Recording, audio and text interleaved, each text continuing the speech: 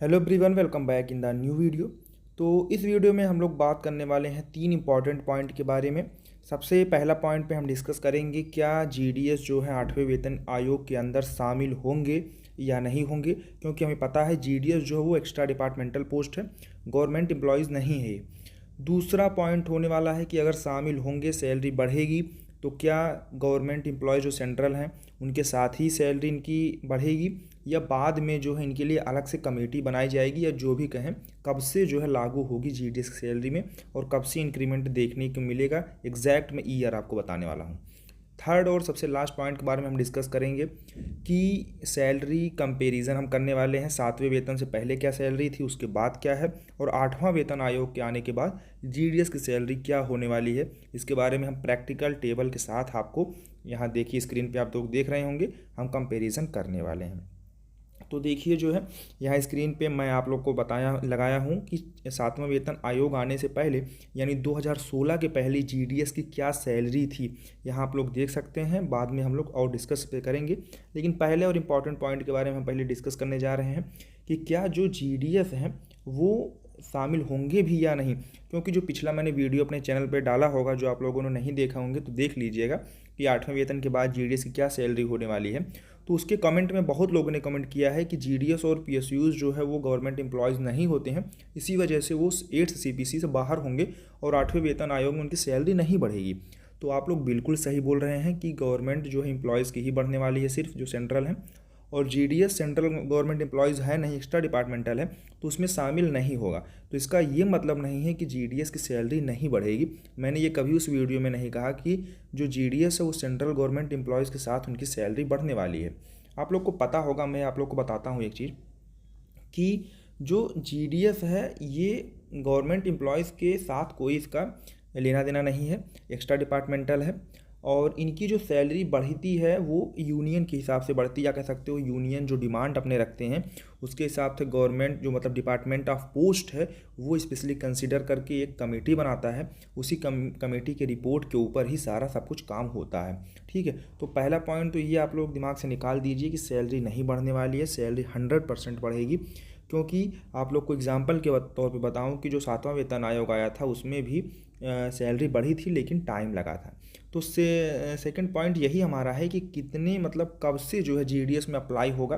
क्योंकि अगर एग्जाम्पल के तौर पे हम ले लें तो हमको पता है कि 2026 से जो है 8वां वेतन आयोग लागू होने की बात हो रही है सेंट्रल गवर्नमेंट एम्प्लॉयज़ की। ठीक है, तो अगर हम मान रहे हैं कि 2026 में गवर्नमेंट एम्प्लॉयज़ की सैलरी बढ़ेगी तो जीडीएस का कब से बढ़ेगा। तो ये बिल्कुल सही है कि जीडीएस का इनके साथ में सैलरी नहीं बढ़ने वाली है।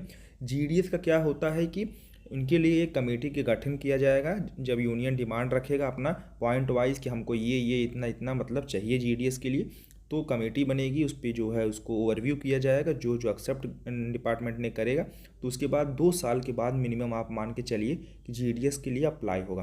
तो अगर 2026 में जो है 8वां वेतन आयोग लागू हो जाता है तो आप लोग 2028 के मिड से मान के चलिएगा कि जीडीएस की सैलरी में भी इंक्रीमेंट देखने को मिलेगा।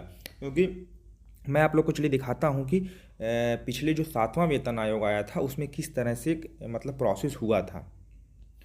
तो यहाँ देखिए जो है ये जब पिछली बार जीडीएस की सैलरी को रिवाइज किया गया था उसकी फाइनल रिपोर्ट है गवर्नमेंट ऑफ इंडिया जो डिपार्टमेंट ऑफ पोस्ट ने जारी किया हुआ है।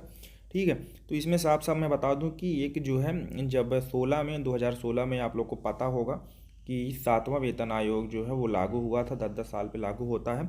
लेकिन ये जो रिपोर्ट आई थी वो आप लोग का जीडीएस के लिए अगर बताता है सैलरी, तो ये 2018 से लागू हुआ था। एक साथ 2018 मतलब 17-18 कह सकते हो आप कि जो है 2.5 साल बाद जो है 7वां वेतन आयोग लगने के बाद आपकी सैलरी इंक्रीमेंट हुई थी।